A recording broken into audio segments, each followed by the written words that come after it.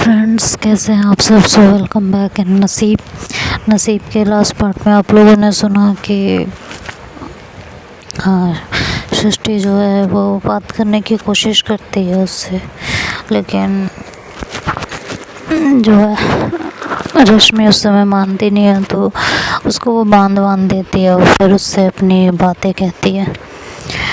रश्मि को जब चुप देखती है तो कहती है कि ठीक है, मैं तुम्हारे हाथ खोल रही हूँ और प्लीज़ कोई आतंक मत मचाना। ये कह के वो उसका हाथ खोलती है।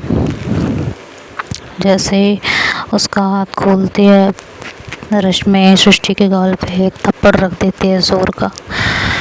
सृष्टि शॉक्ड होती है, कहती है व्हाट द हेल, तुमने मारा क्यों? तो कहती है बस ऐसे ही मेरा मन किया, इतनी बुरी तरह तुमने मेरा हाथ बांध दिया, निशान पड़ गया ना। तो रश्मि और ऐसे बोलती है तो सृष्टि और नेहा रश्मि की तरफ शॉक्ड होकर देखने लगते हैं।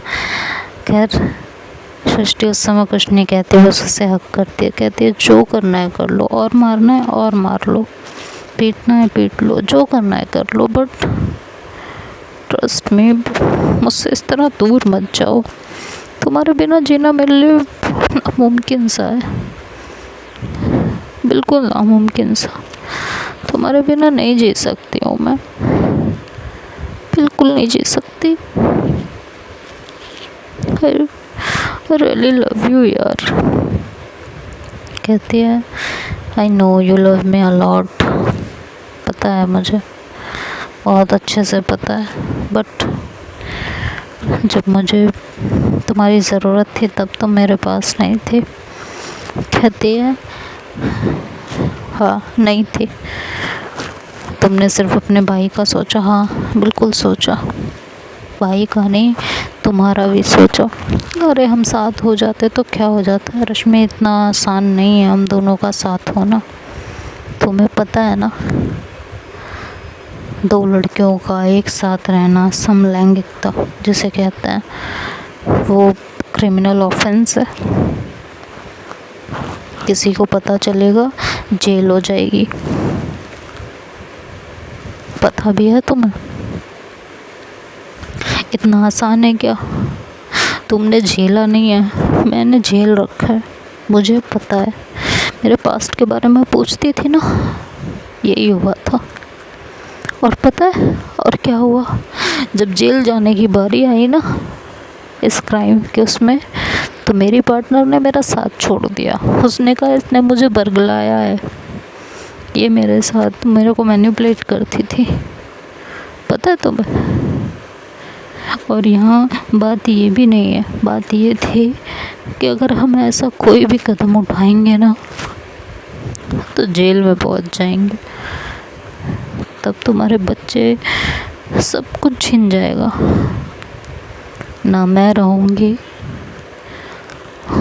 तुम्हारे साथ, ना तुम्हारे बच्चे, कुछ हाथ नहीं लगने वाला। इसलिए हमें जो कुछ करना होगा बहुत सोच समझ के करना होगा, ये रीज़न है हमारा। समझ में आया? तुमसे बार बार ये कहने का कि अपनी गृहस्थी संभालो, क्योंकि उस समय जय बदल रहा था, मुझे लगा सब कुछ ठीक हो जाएगा। और रही बात हम दोनों की, तो जब तुम दोनों के बीच सब कुछ ठीक हो जाएगा तो हम दोनों बातचीत करते रहेंगे। हम दोनों एक दूसरे से प्यार करते हैं, ठीक है, प्यार पे कोई ज़ोर नहीं है, मान लिया। और उस समय तुम कुछ सोचने समझने की हालत में नहीं थी, तुम बस इस प्यार के समंदर में सिर्फ गोते लगा रही थी। तुम्हें इसका नुकसान अंजाम कुछ नहीं दिखाई दे रहा था। तो मैंने भी सोचा तुम्हारी लाइफ का पहला एक्सपीरियंस है, तुम्हें लेने देते हैं। मैंने जबकि तुम्हें रोकने की कोशिश की थी, झूठ मत बोलना कि नहीं की थी, लेकिन तुम नहीं मानी। मुझे लगा तुम्हें इन सब चीज़ों के बारे में पता होगा, लेकिन तुमने जब ज़िद पकड़ ली साथ रहना है, जो कि अभी पॉसिबल ही नहीं है। अगर हम सबको बता के ये सारी चीज़ें करेंगे ना तो कानून की नज़र में गुनहगार हो जाएंगे। सोसाइटी की, घर वालों की तो छोड़ो ही छोड़ो, तुम समझी। तो कहती है क्यों, ठीक नेहा, नेहा तुमने भी तो मुझे प्रपोज किया था, तुम तो कह रही थी ना साथ रहेंगे, तो तब ये क्रिमिनल ऑफेंस नहीं था, मुझे बताओ। तो नेहा थोड़ी देर चुप रहती है, तो सृष्टि कहती है हाँ नेहा ने किया था तुम्हें, नेहा से मैंने इस बारे में बात की थी, नेहा की मम्मी को पता है, नेहा की मम्मी उसे सपोर्ट करती है, नेहा की मम्मी ने उसे समझा है, इसलिए उसके लिए थोड़ा सा आसान है। तो नेहा कहती है नहीं, मेरी मम्मी ने मुझे समझा है, मेरी मम्मी मुझे सपोर्ट करती है, ठीक है, लेकिन रश्मि मैं फिर भी पूरी दुनिया में ढिंढोरा पीट के तुम्हें अपने साथ नहीं रख सकती थी। अगर हम एक साथ रहते भी तो सबको यही पता होता हम एज अ फ्रेंड एक साथ रह रहे हैं। नहीं तो सृष्टि जो कह रही है वो सच है, इसमें ये क्रिमिनल ऑफेंस ही है। तो रश्मि कहती है वाह नेहा, तो जब मैं पागल हो रही थी इनके पीछे, बार बार मोहब्बत मोहब्बत चिल्ला रही थी, तब तुम्हें ये सब नहीं बताया गया मुझसे। तो नेहा कहती है व्हाट द हेल रश्मि, तुम्हें नहीं पता क्या इन सब चीज़ों के बारे में, तुम्हें भी पता है कि ये प्यार हमारे समाज में एक्सेप्टेड नहीं है। कहती है हाँ मुझे पता है, मुझे ये नहीं पता था इसके लिए जेल हो सकती है। तो कहती है और एक बात बताओ, मेरे रोकने से क्या तुम रुक जाती? कहती कोशिश तो करती, कहती कोशिश तो तुमने खुद भी की है ना, प्यार है ये जेल हो जाएगी, सज़ा मिल जाएगी, ये सब नहीं देखता है, जब होता है तो हो जाता है। हमारा प्यार पे कोई ज़ोर नहीं चलता, लेकिन हम इसको कैसे आगे कैरी फॉरवर्ड करेंगे उस पे ज़ोर है हमारा रश्मि, उस पे ज़ोर है। और यही रीज़न था जब सृष्टि ने मुझसे बात की और मुझे सब कुछ सही से समझाया, तब मैंने सृष्टि की बातों को समझा और सृष्टि अपनी जगह बिल्कुल सही थी। इसीलिए मैं तुमसे बार बार रिक्वेस्ट कर रही थी कि सृष्टि से एक बार बात कर लो, लेकिन तुम मानने को तैयार नहीं थी। तुमने ज़िद पकड़ रखी थी कि तुम्हें बात नहीं करनी है। सृष्टि कहती है अब बताओ तुम क्या चाहते हो, तुम्हें मेरे साथ चलना है? अभी चलो, मैं तुम्हें अभी लेके यहाँ से चली जाऊँगी, लेकिन हम फिर भी एज अ कपल सबके सामने नहीं रह पाएंगे। हमें आई एम सॉरी टू से, लेकिन हमें नंद भाभी की तरह ही रहना पड़ेगा। बताओ, हम सिर्फ एक बंद कमरे में एक घर के अंदर अकेले में लवर हो सकते हैं, सबके सामने नंद भाभी की तरह रहना पड़ेगा या दोस्तों की तरह? यही बात मैं तुम्हें शुरू से समझा रही हूँ। और अगर अब तुम मेरे साथ चलना चाहती हो तो चलो, छोड़ दो जैको और चलो मेरे साथ। और सृष्टि ये कह के रश्मि के सामने अपना हाथ बढ़ा देती है। रश्मि उसका हाथ पकड़ती है और कहती है जिस तरह तुम्हें मेरे साथ रहने पे ये डर सता रहा है ना, ऐसे मुझे भी बहुत सारे डर सता रहे हैं। तो सृष्टि और नेहा एक साथ कहती है तुम्हें किस बात का डर सता रहा है, हम दोनों एक साथ नहीं रह सकते, ये एक अलग चीज़ है, ये क्रिमिनल ऑफेंस में आता है। लेकिन जय जिस तरह तुम्हें ट्रीट करता है, तुम्हें मारता है, तुम्हें पीटता है, वो भी क्रिमिनल ऑफेंस के अंदर ही आता है। तुम क्यों बर्दाश्त करो, कंप्लेन करो उसकी, हम दोनों तुम्हारे साथ खड़े हैं, देखते हैं जय जो है क्या कर लेता है। जय को पता है सृष्टि हम दोनों के बीच क्या, पता होने से क्या होता है, वो कुछ भी बकेगा, ये तो तुम्हारे फेवर में जाएगा यार। मैं लॉयर से बात करूँगी, लॉयर बताएगा तुम्हें, समझ में आया, सब लॉयर बताएगा। अच्छा लॉयर से मिलना है, जय कब तक आएगा ये बताओ? तो कहती है नहीं, तो कहती है कि मैं खुद लॉयर से बात करूँगी। तो कहती है तुम कहाँ से लॉयर ढूंढोगी, मैं लॉयर से बात करती हूँ, उनसे तुम्हारा मीटअप करवाती हूँ, ठीक है? तुम बिल्कुल भी टेंशन मत लो, तुम्हें जो कहना है तुम बस मेरी सुनो, तुम्हें जैसे अलग होना है या नहीं ये बताओ। कहती है इतना आसान नहीं है यार रेहा। सृष्टि तुम दोनों क्यों नहीं समझ रहे हो? क्यों नहीं है आसान, ये बताओ ना मुझे, क्यों नहीं है आसान?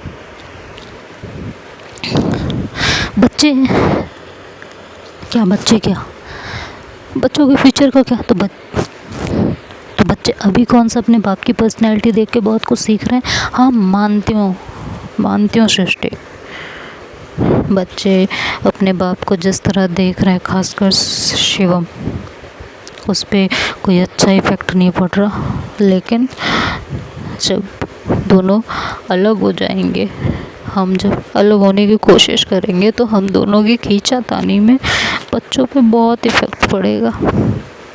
बच्चों को दोनों की ज़रूरत होती है, माँ बाप दोनों की, वो किसी एक के साथ नहीं रह सकते। शिवम तो चलो बड़ा हो रहा है, उसके सामने बहुत कुछ सच आ गया है, वो शायद समझ भी जाए। लेकिन राहुल का क्या, वो तो अभी भी बहुत छोटा है, उसे वो बिल्कुल मिट्टी की तरह है, उसे जो रूप दोगी ना अभी वो उसी में ढलता चला जाएगा। ऐसे में बच्चे पिस जाएंगे इस कोर्ट कचहरी डाइवोर्स के चक्कर में। और तुम्हें लगता है डाइवोर्स इतनी आसानी से मिल जाएगा?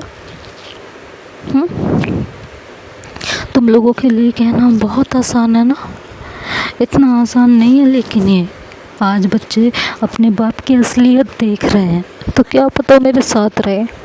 आज मैं कल को केस कर दूँ, तुम्हें लगता है जय इतनी आसानी से मुझे छोड़ देगा? जय पता नहीं क्या क्या लांछन लगा देगा मेरे ऊपर। चलो मान लेती हूँ तुम्हारी बात कि वो हम दोनों के बारे में कुछ कहेगा, कोई नहीं मानेगा। लेकिन अगर उसने किसी और चीज़ को लेके मुझ पे लांछन लगा दिया तो?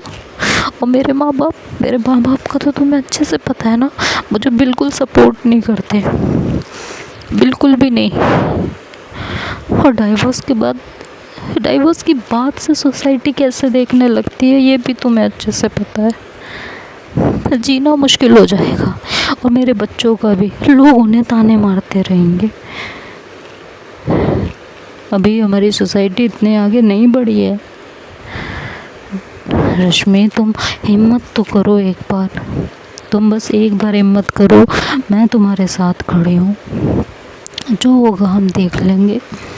बस अपना केस मजबूत रखना है, कुछ नहीं होगा, संभाल लेंगे हम सब कुछ, ट्रस्ट में। तो कहती है मैं भी अलग होना चाहती हूँ, बिल्कुल होना चाहती हूँ, लेकिन इतना आसान नहीं है ये सब। मैं अपने बच्चों के बारे में सोच के चुप हो जाती हूँ यार।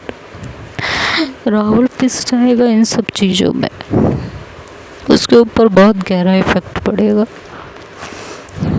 बात को समझो तुम, चाहे इतना अच्छा इंसान नहीं है कि वो आसानी से मुझे डाइवोर्स दे देगा, वो बहुत बड़ी प्रॉब्लम क्रिएट कर देगा। ये बात तुम भी अच्छे से जानती हो और समझती हो। और वो मेरे साथ कुछ भी करे, मेरे बच्चों को सब ताना देते रहेंगे, पता है कैसे कैसे ताने आएंगे। अभी वो पड़ोस में एक ने डाइवोर्स केस फाइल किया है, बच्चों का जीना हराम कर दिया गया है, पता भी है। ये सोसाइटी बहुत गंदी है यार, बहुत। नेहा सृष्टि की तरफ देखती है और कहती है बात तो सही है रश्मि के, राहुल अभी बहुत छोटा है, और अगर इन सब चीज़ों में पड़ गया ना तो सच में लोग बहुत सुनाएंगे और उसके ऊपर गलत इफ़ेक्ट पड़ जाएगा, बहुत ज़्यादा गलत इफ़ेक्ट पड़ जाएगा।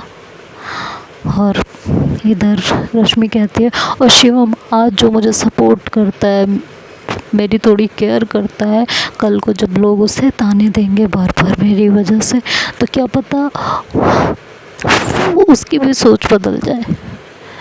क्या पता जय जो है आने वाले टाइम में उसे भी मैनिपुलेट कर दे। मैं अपने दोनों बच्चे खो दूँगी यार, दोनों बच्चे। और जैसा कि तुमने कहा हम दोनों का या फिर क्रिमिनल ऑफेंस में आता है, क्या पता चाहे इसको भी यूज़ कर ले। मेरे पास तो कुछ नहीं बचेगा ना। प्लीज़ यार। मैं डिवोर्स देना चाहती हूँ, लेकिन मैं क्या करूँ। सृष्टि कहती है तुम्हें देना है डिवोर्स, कहती है हाँ देना है। तो बस अपना मन अब हटने मत देना, समझी तुम। और रही बात बच्चों की, हम उसकी कस्टडी के लिए भी केस फाइल करेंगे। और किस बेस पे कस्टडी मिल जाएगी? हाँ, किस बेस पे कस्टडी मिलेगी ये बताओ। मैं वो सब बातें लॉयर से करके तुम्हें सब बताऊंगी, ठीक है। तुम्हें उससे अलग होना है या नहीं, तुम ये डिसाइड करो। मैं तुम्हारे साथ हूँ रश्मि, हर हाल में मैं तुम्हारे साथ हूँ। नेहा कहती है रश्मि मैं भी तुम्हारे साथ हूँ, लेकिन उस जल्लाद की ये हरकतें सहने की अब तुम्हें कोई ज़रूरत नहीं है। रश्मि बहुत देर तक कुछ सोचती रहती है और उसके बाद सृष्टि को हक करती है। कहती है पक्का तुम्हें लगता है ये सब सही रहेगा? सृष्टि कहती है पक्का मैं हूँ तुम्हारे साथ, तुम बस अपना मन बनाओ। तब जाके रश्मि कहती है ठीक है तुम वकील से बात करो। तो दोनों के चेहरे पे एक अलग तरीके की खुशी होती है। तो देखते हैं आगे क्या होगा, ये तो नेक्स्ट पार्ट में सुनेंगे। तब तक के लिए बाय बाय, टेक केयर।